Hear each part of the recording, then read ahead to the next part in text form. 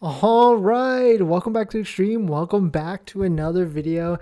Today we're going to talk about the 2023 Model Y and why you should probably buy a 2023 Model Y, not a 2022 and not a used one as well, because there's some big changes. And really, we're going to go over what we know so far, some user kind of generated feedback, and it seems like why I think if I'm going to get another Model Y, it's going to definitely be a 2023 or at least even a new one, and my thoughts on that. But welcome back to the stream, welcome back to another video, and let's roll that intro.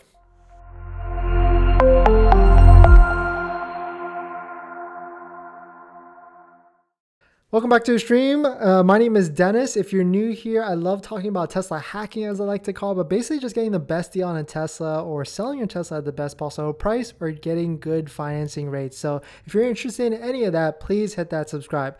So let's talk about my ownership history really quick, at least with Tesla. I've had a Model 3. It was a 2019 Model 3 Performance Stealth. So basically a performance without the performance goodies. It could still go really fast. I saved $6,000 because of that. I had a Model Y Performance, a 2021, so not the first gen year, a couple of years or like a year after that. So Model Y Performance, pretty good. I had it for a good amount of time. I drove both of those, the Model 3 and the Model Y, for 15,000 miles.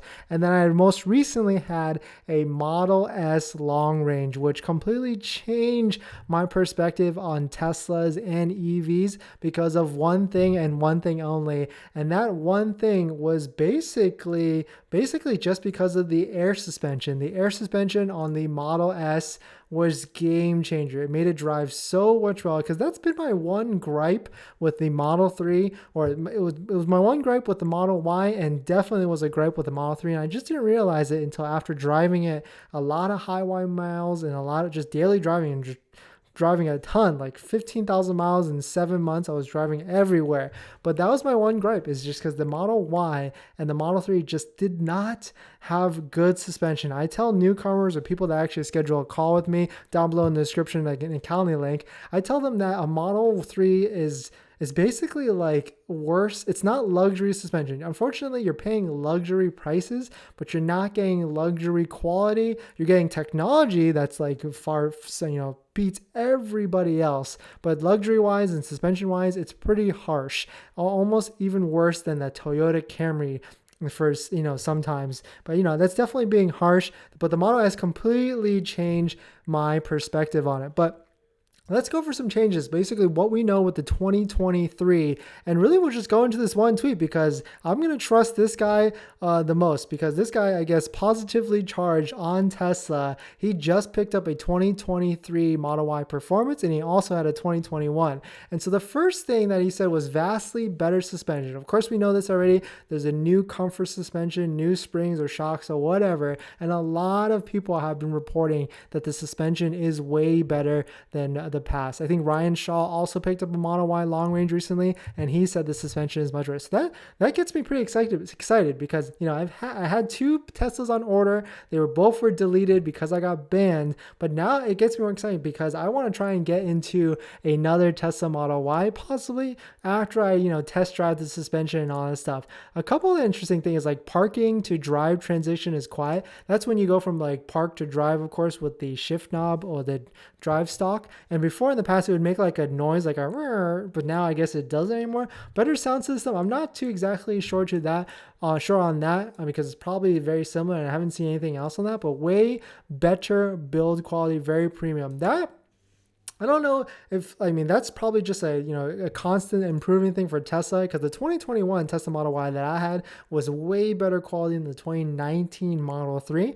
So that just goes to show that's just ever improving with Tesla. And I believe it, actually, that Tesla is just getting better and better with build quality. But at the end of the day, unfortunately, it's still not as good as luxury quality.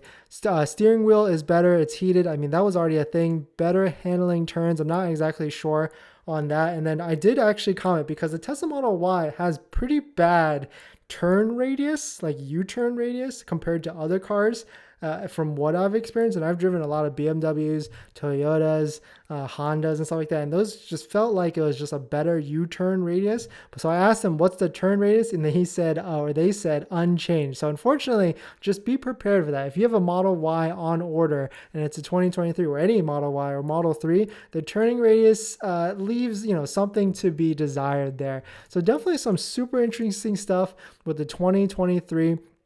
And to really, and if you're interested on buying or you have a pending order in the queue and you finally get a VIN, don't forget, you can actually tell what model year you actually are getting based upon the VIN. And it's simple, really. If you have an N in the 10th digit right here, give or take, then it's a 2022. And if you have a P in that same area, then it's a 2023. They skip O because O looks like 0 and all that stuff. And to think like there's 2023 Tesla Model Ys that are actually being delivered, but you gotta be careful because Tesla might still try and push you onto a 2022.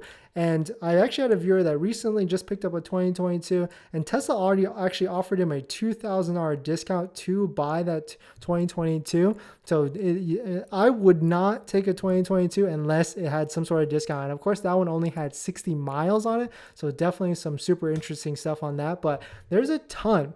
There's a ton of 2022s still available. So this is waiting for Tesla, a third-party aggregator site that if you've been watching the channel, you know I go to this site almost religiously at this point. But waiting for Tesla shows all the new Teslas available in the country, in the United States, that are unregistered. They could be demo like you're seeing on the screen here, but you will still be the first owner. And so you can see here, there's 235, but if we do Control F, there are also 2023s available for sale too. But why I'm showing you this website is because you got to be careful, because the majority of these are 2022 Tesla Model Ys. So you got to be careful and make sure that if Tesla is going to give you a vehicle, that it's a 2023 and not a 2022. Of course, with the 2023, the one thing that was kind of missing from this post is you do lose out on those sensors, those parking sensors. But I haven't seen people really make, I mean, of course, there's people that are complaining about it, but I think like the suspension vastly is better than sensors, and of course the better build quality and all that other stuff. So I would try and hold out for a 2023. If you have a pending order and they give you a 2022, I would try and unless they're giving you some sort of discount, like $2,000 to $3,000. And actually, like I was pulling this up, kind of a side note, this one's pretty interesting. I mean, 4,000 miles on it, give or take, but also a dollar for dollar discount. So $4,000 discount, and it's a long range. Most of the time you see discounts on performance models, but I mean, that's okay. I mean, it's still a pretty, I would think that's kind of interesting, because this is basically the cheapest Model Y in the country now with a $4,100 discount, and it's a decent build. Silver with black interior, the 20-inch rims. I mean, if you need a car right now, that might be the one for you. But definitely let me know you guys' thoughts. I want to make a video on the 2023, and really because of the new suspension, that is really forcing me to try, and it's tempting me to get back into another Tesla Model Y, and that's basically what we know so far. And I think I'm still gonna wait until January. I want to see what all the tax credit and all that stuff kind of shakes out and stuff like that, to see what will happen in the future, and if there's going to be any price adjustments, or if that standard range comes in on a lower price point. I mean, maybe that's what I go for. But thanks for watching this video. Please hit that like if you enjoy it, and I'll see you guys in the next one. See ya.